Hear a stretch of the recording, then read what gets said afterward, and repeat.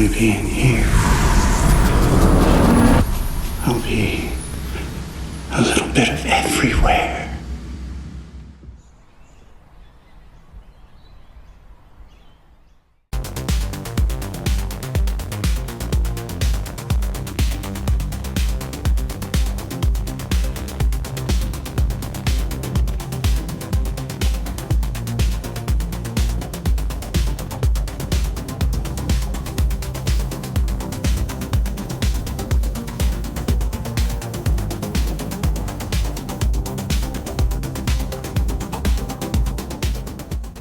Why are they making these clamshell knives that look like integrals? Because they want to make a knife that has no exposed hardware. Everything is hidden underneath.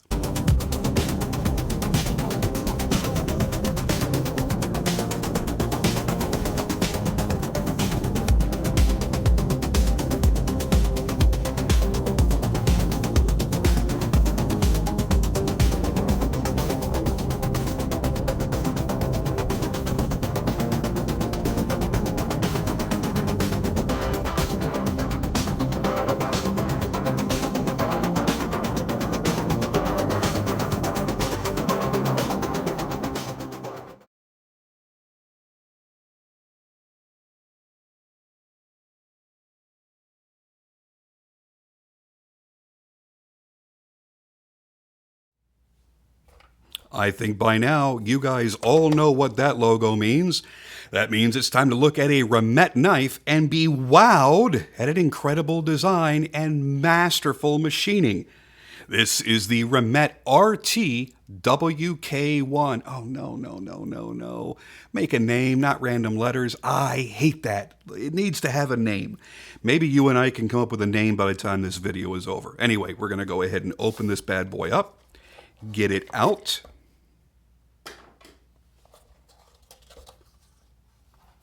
Inside of the box is going to be your zippered case. And inside of that zippered case will be a microfiber cloth and your exciting new knife. Now, why do I say it's exciting? Well, first, it is a flipper with thumb studs, so that satisfies most everybody out there. Guys like me that absolutely love flippers. You have the perfect detent and a ridiculously smooth and fast action. And those that prefer to flick off of a thumb stud or slow roll off of a thumb stud, you can certainly do all of that here in one knife. Now, let's get to the fun stuff. This right back here, that is a special spring-loaded lock. Now, why do I need a lock? Because this knife has a hidden secret. This is not an integral, even though it looks, when you look at it from the back, as if it's an integral. Because this has an integral clamshell cover. Yes, just like what we've seen with Reich knife. Now keep in mind, Reich knife does it in the $400 range. Keep that number in the back of your brain. So we're going to unlock this, and you have to hold it down because, like I said, it's spring-loaded so that it does not accidentally unlock in use, because you don't want this to open up while you're using it. You could get hurt. So it automatically locks, so it's a safety feature. So if I unlock it and I give it just the right amount of pressure, I can swing this off.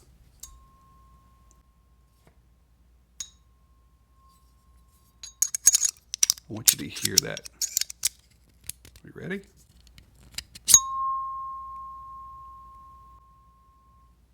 Just like a tuning fork. I dig that. Now I have the clamshell off, and you see that it has a standard construction underneath.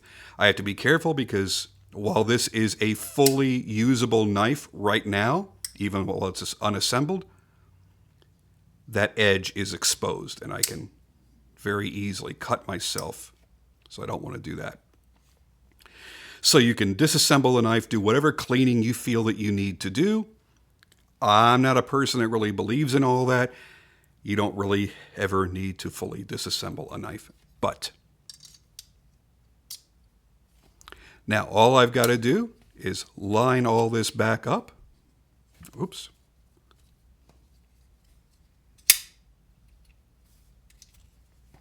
And once I slide it back into place, this automatically locks again.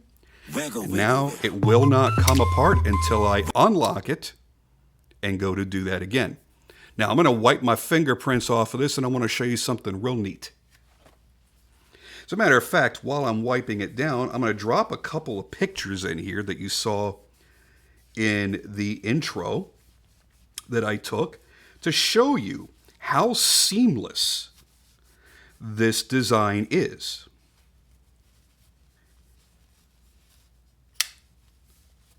The fitting of how that frame goes together is nearly imperceptible.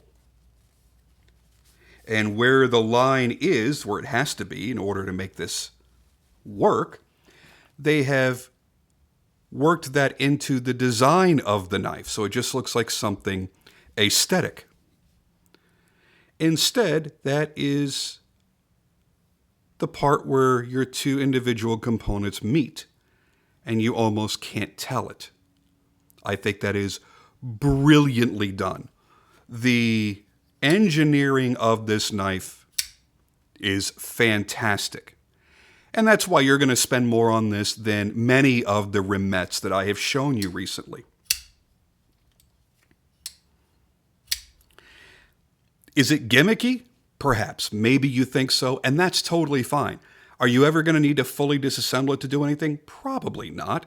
But you will need to take this cover off if you ever want to adjust the tension on the pivot, let's say. Because one of the things that I love is that you have a knife here that has a no hardware look. And that's why they're doing this. People go, well, why are they making these clamshell knives that look like integrals? Because they want to make a knife that has no exposed hardware. Everything is hidden underneath. So what you have is a clean, uninterrupted flow. You have a blind screwed pocket clip. Nobody can see that. You can't see your pivot hardware. You can't see the backspacer hardware. Nothing. It's completely hidden away. And that is the genius of this knife. And I'm going to tell you right now, I'm a huge fan of that look. I really am. I'm also a big fan of the fact that you've got a true DLC coating on this blade, not a black oxide, but a nice DLC coating. It's got a little hint of bronze in there as well. So what they've done is they have used their chameleon rainbow iridescent blade finish, that frosting finish that has an interesting play of color, and then done the DLC over that. So you have both finishes in one, making this a completely unique blade finish unto Remette. It's very, very well executed.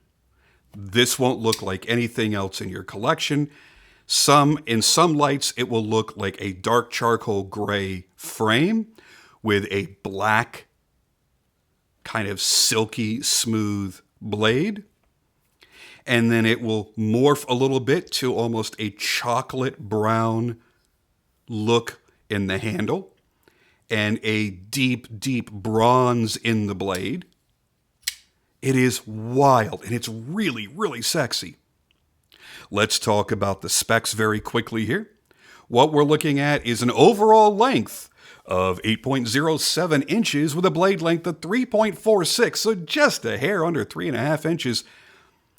Your handle length is 4.72 inches. Your blade thickness, your blade stock is 140 thousandths of an inch thick.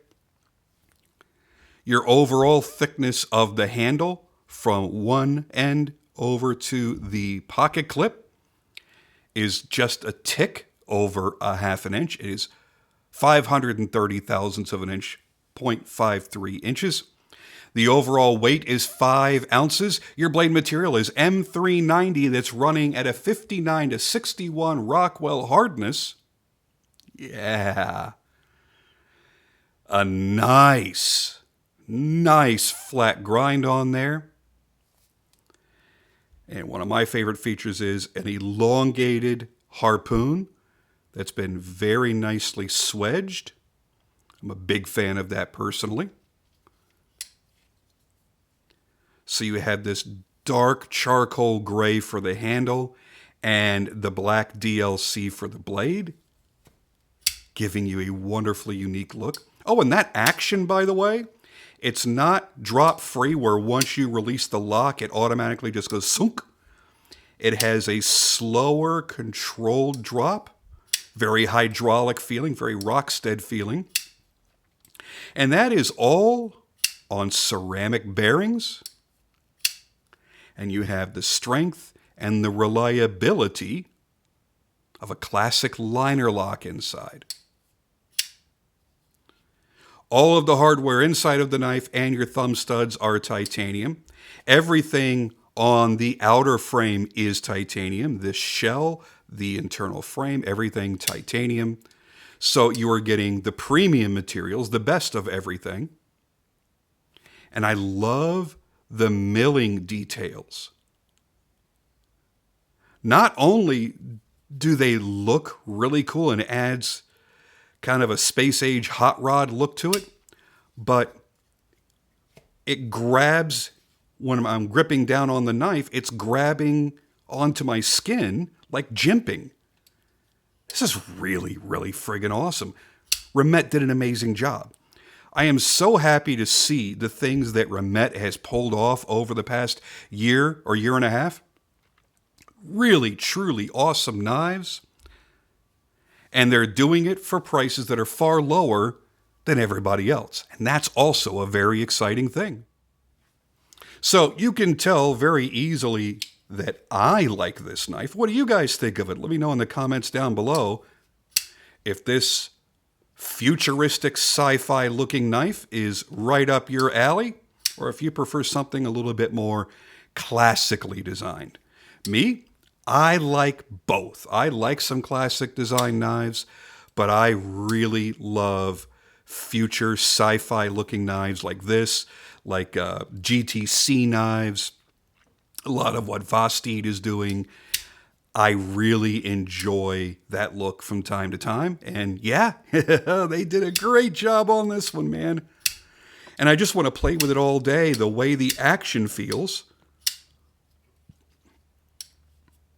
It's just one of those knives that you would thoroughly enjoy visually, ergonomically, and action-wise.